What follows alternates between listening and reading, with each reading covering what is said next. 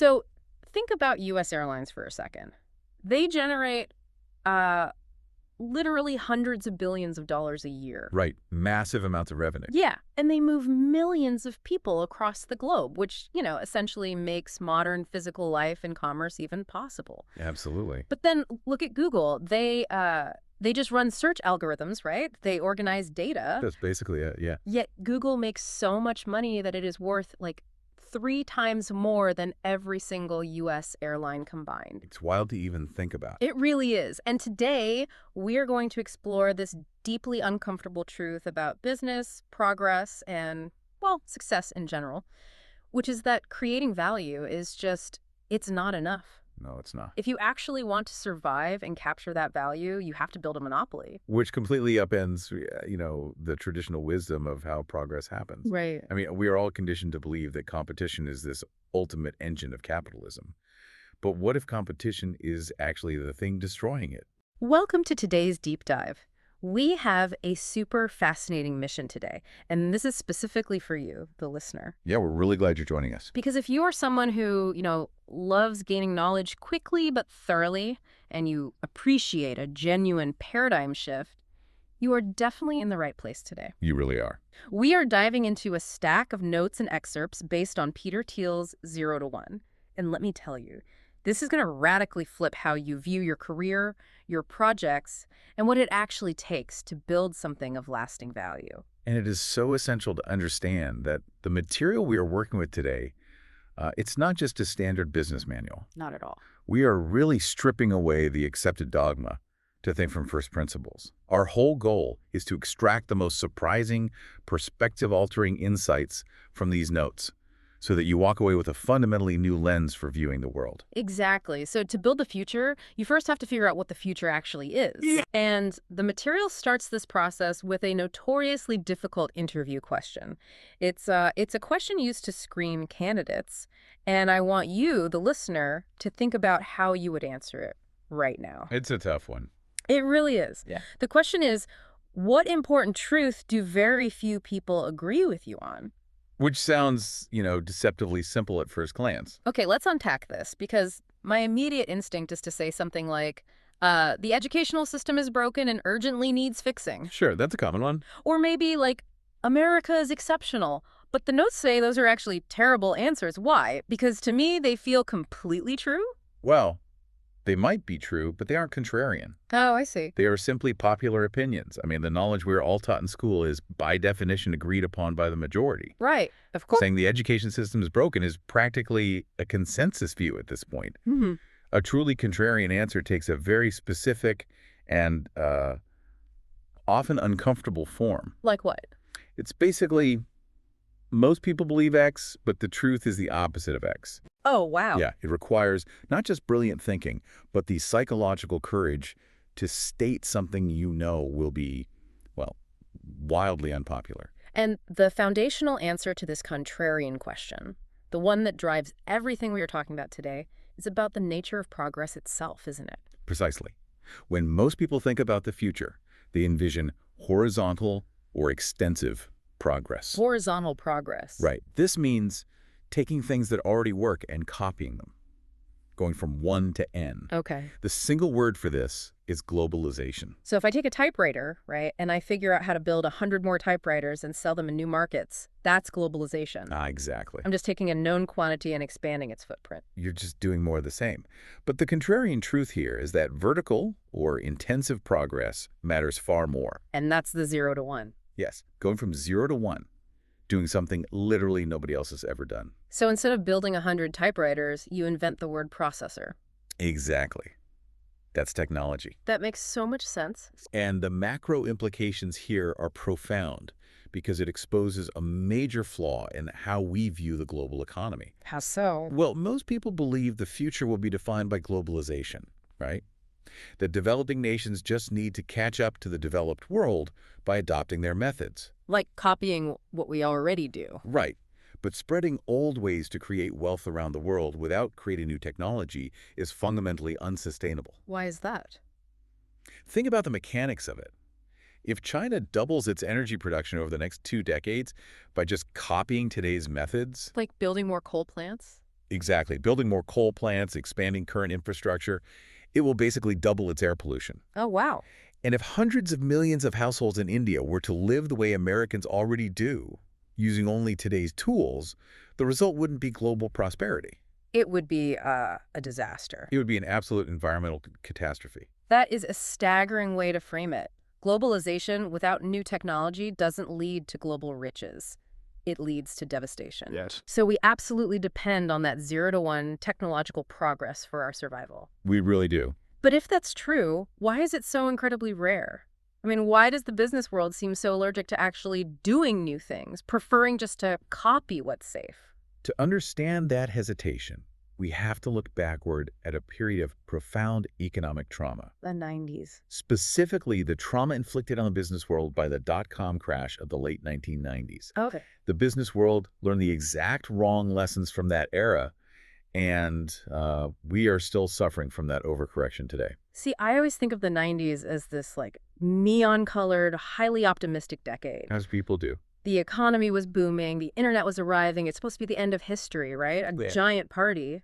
That is the nostalgia talking, but the economic reality was actually much bleaker. Really? Yeah, the 1990s began with a stubborn recession in the U.S. Manufacturing never fully rebounded. Oh, I remember reading about that. They had deep anxieties about U.S. competitiveness as jobs flowed across borders after NAFTA.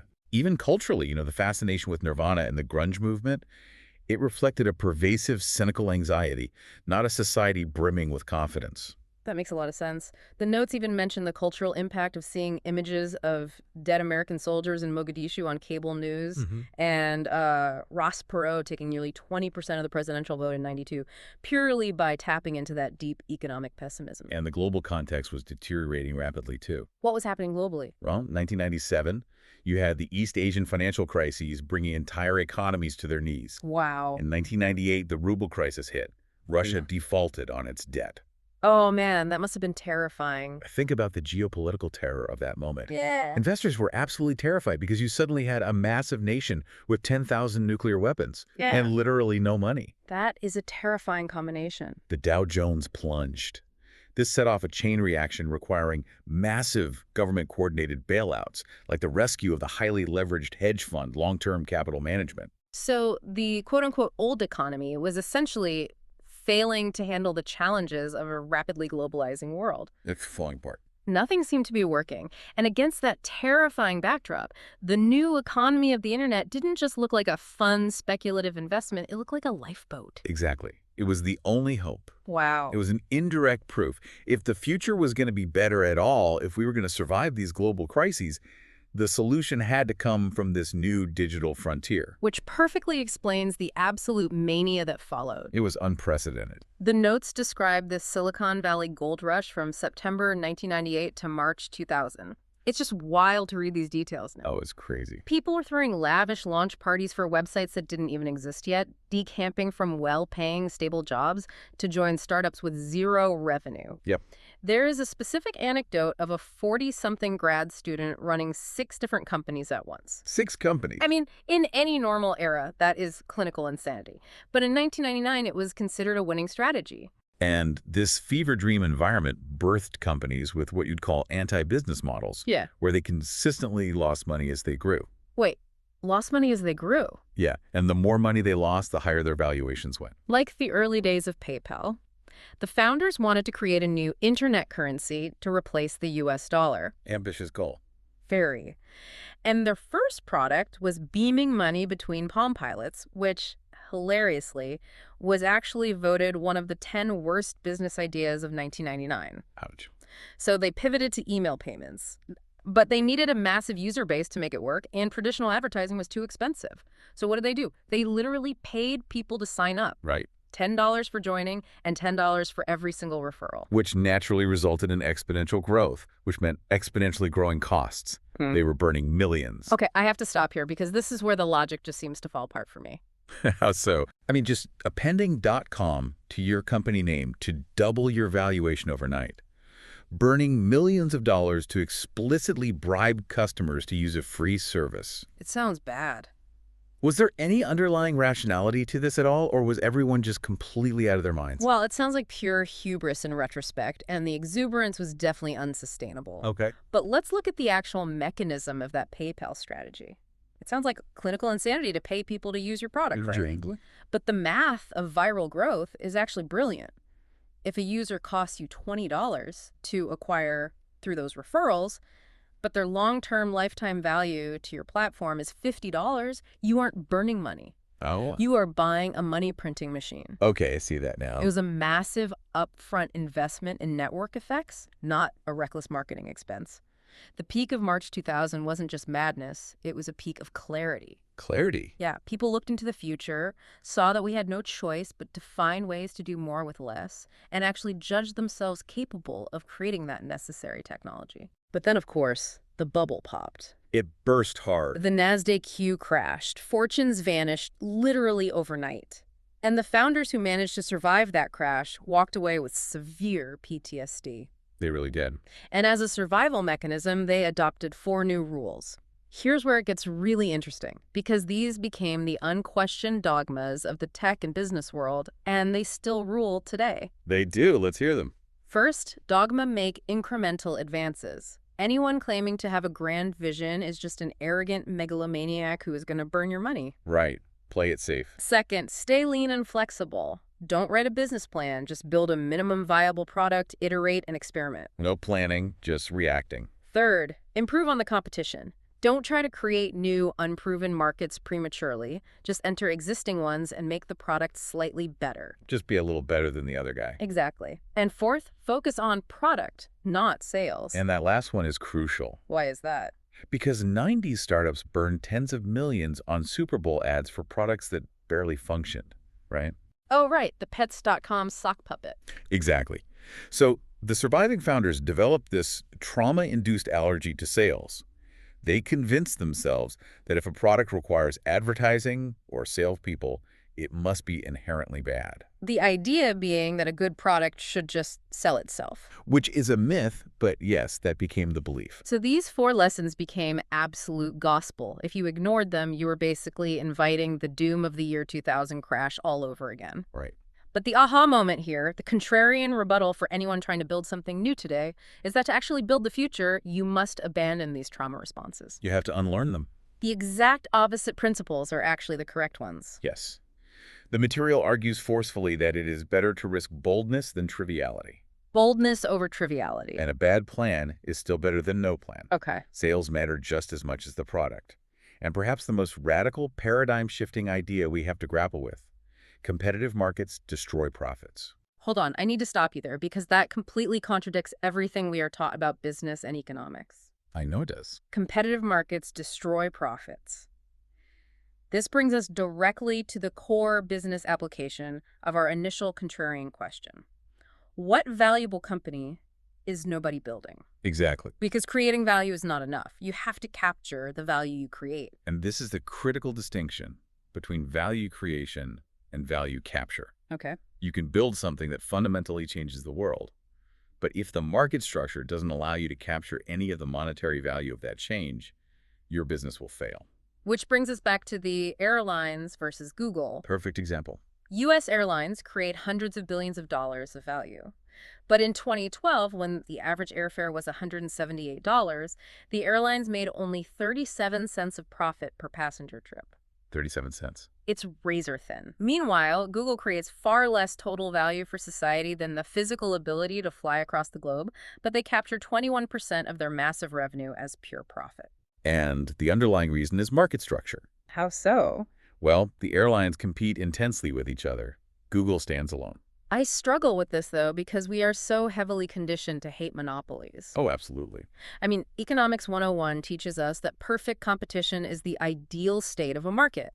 Supply meets demand perfectly, efficiency is maximized. That's the textbook theory. We associate monopolies with the bad guys, price gouging, stagnation, terrible customer service, like your local cable company. Right. How do we square that reality with the idea that building a monopoly is the ultimate goal? If we connect this to the bigger picture, to square that, We need to quickly redefine what we mean by these terms, Okay. because the text's big definitions obscure the reality of how businesses actually survive. In the economic model of perfect competition, firms sell undifferentiated products. Like selling exactly the same thing. Right. So if there's a high demand for something and it's highly profitable, new firms will naturally enter the market. Makes sense. They increase the supply, which drives prices down, which eventually eliminates the profits entirely. Okay, wait, let me clarify something. When you say perfect competition eliminates profits, you mean economic profit, right? Right. Because obviously the local pizza shop still makes money, otherwise they'd close. Exactly, and that is a vital distinction. In accounting terms, sure, you are making a profit. Right. You are paying rent, paying your staff, and maybe taking home a basic salary for yourself. But in terms of economic profit, Meaning what exactly? meaning the surplus money left over after you account for the absolute bare minimum needed to keep the lights on and compensate your capital. Got it. In those terms, you are making zero. Every extra cent of margin gets competed away by the shop across the street, offering a slightly cheaper slice. So you are basically just sweating it out just to stay exactly where you are. Precisely. Now, contrast that with a monopoly. And we aren't talking about a company that is illegally bullying competitors or bribing government officials to block rivals. Not a cartoon villain. No. The definition of a monopoly here is simply a company that is so good at what it does that no other firm can offer a close substitute. Okay. Google isn't a monopoly because it's doing something illegal. It's a monopoly because its search algorithm definitively distanced itself from Microsoft and Yahoo in the early 2000s, and no one has been able to catch up. They just built something better. Yeah. We mythologize competition, but capitalism, which is the accumulation of capital and competition, which competes away capital, are actually exact opposites. That is, wow. So if being a monopoly is the only real way to capture the value you create and generate real economic profit, why doesn't any successful company ever admit they are one? They never do. And conversely, why does every struggling generic startup try to claim they're in a league of their own? Welcome to the Liars Club. The Liars Club. It comes down to a universal bias for describing market conditions in self-serving ways. Monopolists lie to protect themselves. So what? Well, if you loudly brag about your massive, untouchable monopoly profits, you are essentially begging for government audits, regulatory scrutiny, and attacks from ambitious rivals. Oh, that makes sense. Put a target on your own back. Exactly. So they disguise their monopoly by framing their market as the union of several large markets. The union of several markets. The example of Google testifying before Congress is a perfect illustration of this, isn't it? Really is. I mean, Google completely dominates search. The word Google is literally a verb in the dictionary. You don't see anyone telling their friends they are binging a new recipe. No, definitely not. But when they are sitting in front of congressional regulators, they don't say that. They say, we face an extremely competitive landscape. Right. They frame themselves not as a search engine, but as just one player in the advertising space. And suddenly, by changing the denominator, the math completely changes. Right. They say, we're just a tiny part of the 150 billion U.S. advertising market and an even tinier drop in the 495 billion global advertising market. Sounds so humble. Or they frame themselves as a multifaceted tech company. We make self-driving cars and mobile phones. We're just a minnow swimming in the 964 billion consumer tech ocean. Exactly. It is a brilliant PR spin to make an absolute juggernaut look like a vulnerable, scrappy competitor fighting for its life. It really is. Now, consider the opposite lie. Okay. Non-monopolists. The company is completely trapped in perfect competition. They exaggerate their distinction. How so? They define their market not as a union of large markets, but as the intersection of various smaller markets. They want to pretend they are unique. The examples of this are so painfully relatable. Like, imagine you decide to open a restaurant serving British food in Palo Alto. Right. Terrible idea, but go on. You think, I'm a genius. No one else is doing British food in this specific neighborhood. I own the entire market. You feel like a monopolist. Yeah. But you are completely ignoring the harsh reality that your actual market isn't just British food. It's the entire Mountain View and Palo Alto restaurant market. You aren't in a monopoly of one. You are competing with the sushi place down the block, the burger joint across the street, and the Indian restaurant next door. The fatal temptation is to describe your market so narrowly that you dominate it by definition. Just to stroke your own ego. Right, rather than asking the difficult question of whether anyone actually wants the hyper-specific thing you are offering. It happens in creative industries constantly, too. You have a screenwriter pitching a movie by saying, it's Jay-Z starring in a cross between Hackers and Jaws. Oh, wow. Rap star meets teen hackers meets sharks. You define the intersection so tightly that, of course, it's never been done before. Because no one wants it. Right. Maybe there is a very good reason no one wants to watch a movie about Jay-Z hacking a great white shark. Probably.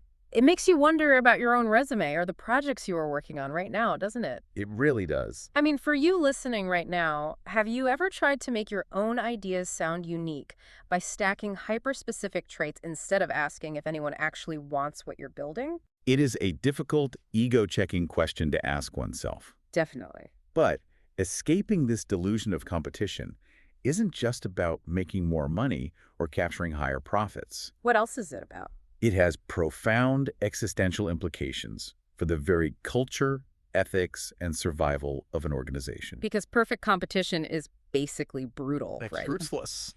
If you are that restaurant owner in Mountain View fighting against dozens of nearly identical competitors for the same finite pool of diners, you do not have the luxury of grand ethical visions. You really don't. To survive on, 2% margins, what do you have to do? You pay your employees minimum wage, you put grandma at the cash register, you make your kids wash the dishes in the back.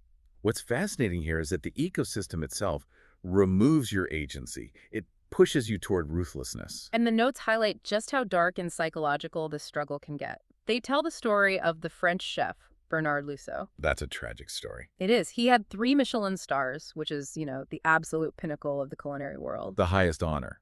But the Michelin system enforces an incredibly intense, unforgiving culture of perfection and competition. Your entire livelihood depends on maintaining that status against every other top-tier chef. The pressure must be unimaginable. Lusso was once quoted saying, "If I lose a star, I will commit suicide." Wow. And Michelin ended up keeping his rating, but the pressure was so absolute that when a different competing dining guide simply downgraded his restaurant in 2003, he tragically took his own life. That's horrific. It proves that when your margins for error are non-existent, you are trapped in a daily, desperate war for survival. The brute struggle in a highly competitive environment can literally be fatal. The aha moment here is the stark contrast with a true monopoly. Let's talk about that. When you look at a company like Google, they can afford to adopt a corporate motto like, don't be evil. Oh, because they aren't fighting for their lives. Exactly. They aren't fighting a daily ruthless war just to keep the lights on. Because they've secured a monopoly, they actually have the financial luxury to care about their workers, to invest in green energy, to tinker with long-term research projects, and to think about their impact on the wider world. In business, money is either an important thing or it is everything. If you are perfectly competitive, money is everything because you need it today just to survive until tomorrow. Exactly. Monopolies are often framed as the villains of capitalism, but they are actually the only companies that have the latitude to transcend the present moment. That's a huge shift in perspective. Monopoly profits are the prerequisite for planning a long-term future. We have covered a massive amount of ground today, completely deconstructing how we think about business and progress. We really have. Let's pull these threads together for you, the listener. What we are really talking about is a fundamental mindset shift. A total paradigm shift. Building the future means doing new things, going from 0 to 1, rather than just copying what already exists. It means recognizing the economic trauma of the past and actively ignoring those fear-based dogmas that tell you to just be incremental and agile. Right, don't just be incremental. It means understanding that competition is often a destructive force that kills profits, forces ruthlessness, and destroys long-term thinking. Absolutely. And most importantly, it means being brutally honest with yourself about the market you're actually playing in, rather than hiding behind clever PR spins or hyper-specific, meaningless intersections. I'll leave you with a final thought to mull over. Building on an analogy from the material regarding the classic board game, Monopoly. Oh, I love this analogy. In a static world, a monopolist is just a rent collector. You corner the market, you jack up the price, and you hoard fixed deeds on an unchanging board. Right, you're just playing the game. You can't win the game by inventing a better kind of real estate. You just squeeze your opponents. But our real world is not static. No, it's constantly changing. We are capable of creating new technologies, new value, and new boards entirely. So the question for you, the listener, as you look at your own career, your own startup, or your own personal projects is this. Are you exhausting yourself fighting tooth and nail over fixed properties on a crowded, hyper-competitive board? A great question. Are you just sweating it out on a treadmill, mistaking motion for progress? Or are you figuring out how to go from 0 to 1 and inventing an entirely new game? Something to really think about. Thank you for joining us on this deep dive into the notes on progress and monopolies. We hope it sparked a few aha moments for you and shifted how you view the landscape. Keep questioning the consensus, keep rethinking your baseline assumptions, and keep looking for that one important truth that no one else agrees with you on. See you next time.